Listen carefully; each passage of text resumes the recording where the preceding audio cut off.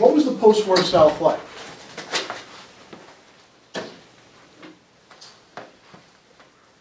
Is the South today, still marked by the Civil War and what took place after the Civil War?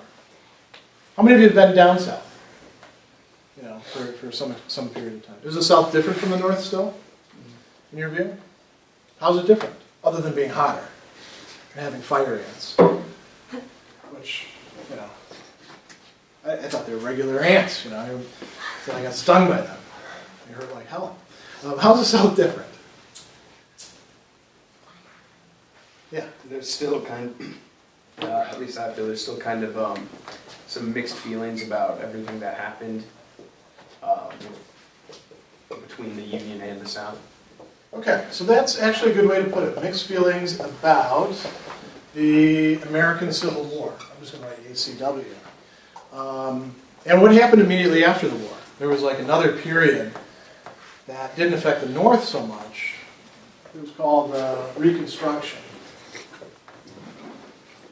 Because the South was basically torn up. Sherman had marched across entire areas and just ripped everything to shreds. That was part of the war strategy. But it was also about changing society. So you're right. Even today, there's still some mixed feelings about that. In the 1920s, those would have been much stronger mixed feelings.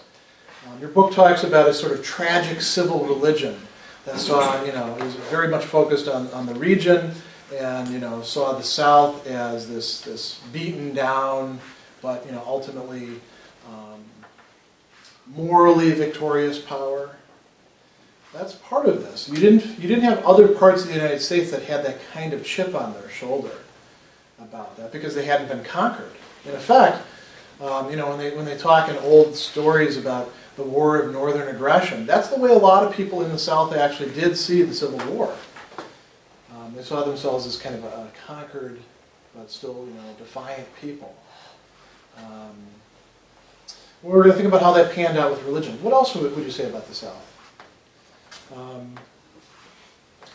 Yeah. It's a bit more rural than the Northeast. Very good. More rural.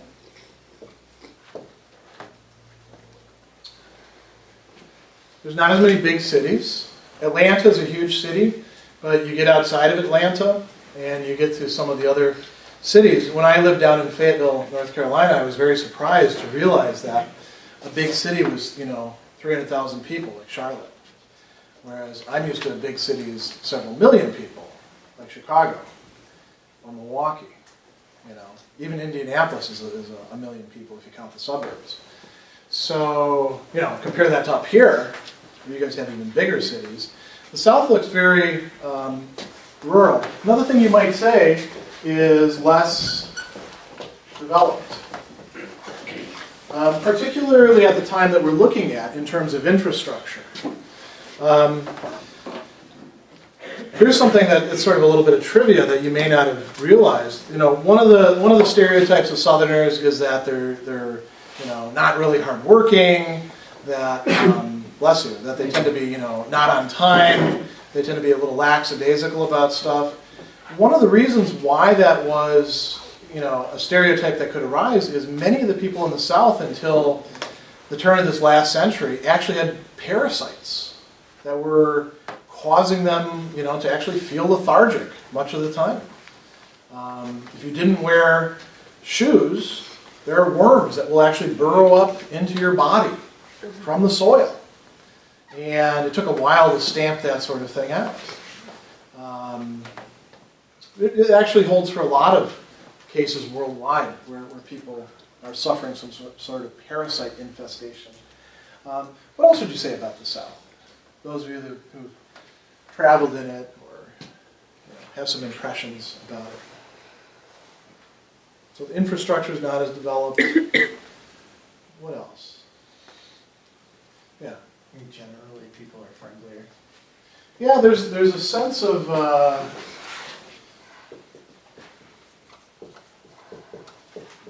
friendliness, but also if you go to the wrong places, people don't want to have too much to do with you, right? They seem more deeply rooted in religion in general. Okay. I'm going to put friendliness within limits. Right. So that's something we can say about today, right? Religion is a more important factor in a lot of people's lives. Southerners, on the whole, you would say, are more religious than people in the north or out west. And that's, there's some basis for that today. Part of the period that we're looking at, that actually wasn't the case, interestingly enough. So we'll tell that story in a moment. But anything else that you would put up here? Yeah. Well, I used to live in Florida. I don't know if it's like a good example, but Florida's kind of a weird like mixture, that, isn't it? It's weird, but I noticed like that, like people would kind of like stick with their in like just like they're different like religions, like especially like Hispanics would stick with Hispanics. Yeah. Whites would primarily stick with whites, and there wouldn't be that much of like a connection with them. Like they wouldn't like really try and get to like be with each other that much. They try to So- stay with their roots. Let's move that up, north a little bit into the deep south, because Florida is actually further south than the deep south. And we can talk in terms of segregation. And segregation means people are kept apart on the basis of something. What was the major segregating factor? It wasn't class, it wasn't gender, it was what in the South? Race. And along with that would often go segregation in terms of religion. If you're talking about like southern Florida, their religion would be a thing because the whites are probably going to be Protestants for the most part, or Jewish, right? And then what would the Hispanics probably be? Christian, Catholics. Catholic, yeah. Maybe some Santeria coming from Cuba. So, sometimes racial segregation will lead sort of automatically to religious segregation as well. Or the two can reinforce each other. There were a lot of churches in the South that were in fact segregated during much of the South's history. So your book talks about regionalism. These are all aspects of Southern regionalism. Regionalism means that you think that your region really counts as part of your identity in a way that's different than many other people. I mean, New Yorkers are often proud of being from New York, especially people from the city, as opposed to upstate. I mean, a lot of upstaters don't like people in the city. There's some rivalries back and forth. But it's not quite the same as the South, is it? And there's a lot of other places, too, where people they're like, yeah, I'm from so-and-so, but it doesn't matter. I don't care. A lot of people feel, at least at this time that we're looking at, that being from the South makes them fundamentally different. So we want to look at some of the ways in which this is the case. Your book talks in terms of subculture. And it also defines what they mean by the South. So they say that geographically the South is coextensive with the 11 states that seceded to form the Confederacy, in large part over the continued existence of slavery. One traditional appointed demarcation was the Mason-Dixon line. Cultural geographers have argued that old Route 40 could work, which is, a lot of Indiana would actually be considered south by that measure. And that makes sense, actually, because Indiana was settled by people moving up from the south, from Kentucky, into most of Indiana. Southern Illinois is actually culturally very southern. When I went down there, they actually called me a Yankee. I was very surprised. Being from Wisconsin, one state up, people would actually call you a Yankee. And there were towns that I would go into in southern Illinois where they would not actually take money out of your hand. You had to put it on the counter, and they wouldn't talk to you if you were from further north because there was an animosity. Really kind of strange. That's getting very rural, near in the back highways. Now, being southern, like it points out, there's an ethnic background to that. The primary ethnicity for white Southerners is coming from Great Britain, various parts of Great Britain. We've talked about the Scots-Irish before. Scots as well moved in there. A lot of English moved in there. Not a lot of other ethnicities. You didn't find, like in Pennsylvania, where a lot of German were going there because it was a haven for tolerance. The French weren't there. And afterwards, after the American Civil War, there was a lot of sentiment against immigration coming into the South. The few attempts that were made were generally rebuffed. So, now, the other major ethnic background for Southerners would be what? So you have whites from primarily England, Scotland, Northern Ireland. What was the other one? That determines pretty much the whole history of the South. African American, right? Slavery was, for the most part, a Southern institution. And by the time of the American Civil War, it's an exclusively a Southern institution. So you've got a massive white population and a massive African American population. What's missing there? Who else was there and didn't get to hang around very much? That we probably should mention. Native Americans. Yeah, a lot of Native Americans in the South were basically deported or absorbed by these other two ethnicities. So they don't play a huge role in the religious landscape. So, your book talks about racism quite a bit, and we've talked about this in other chapters, so I'm going to skip over this somewhat, except for focusing on one tension that's there. It talks about until the transformation brought about by the civil rights movement in the 1960s, free blacks in the South lived under serious disabilities, whether sanctioned by law or simply social custom, economic leverage, and the ever-present threat of violence. So segregation meant that one entire race of people was kept in a subordinate position. At the same time, everyone is living next to everybody else.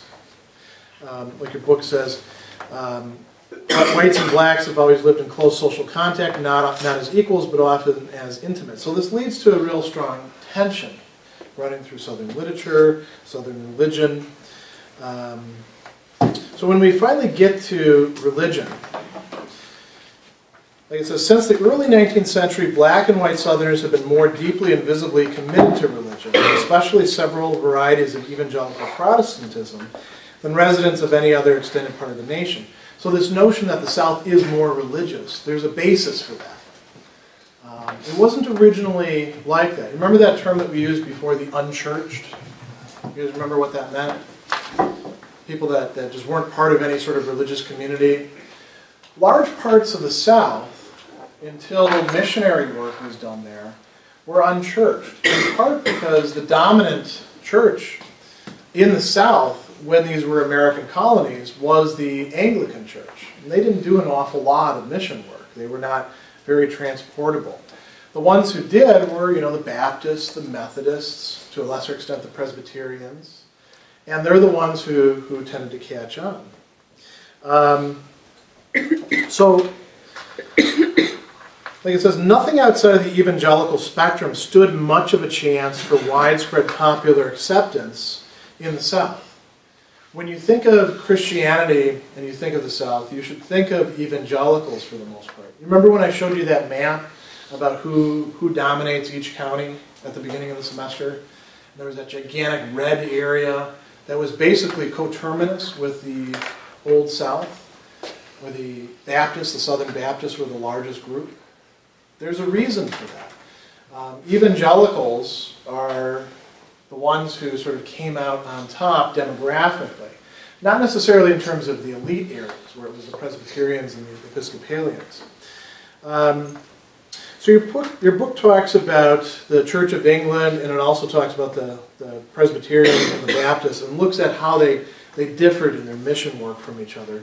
I'm going to skip over that a bit, because I want to get to some of the other points that they're making.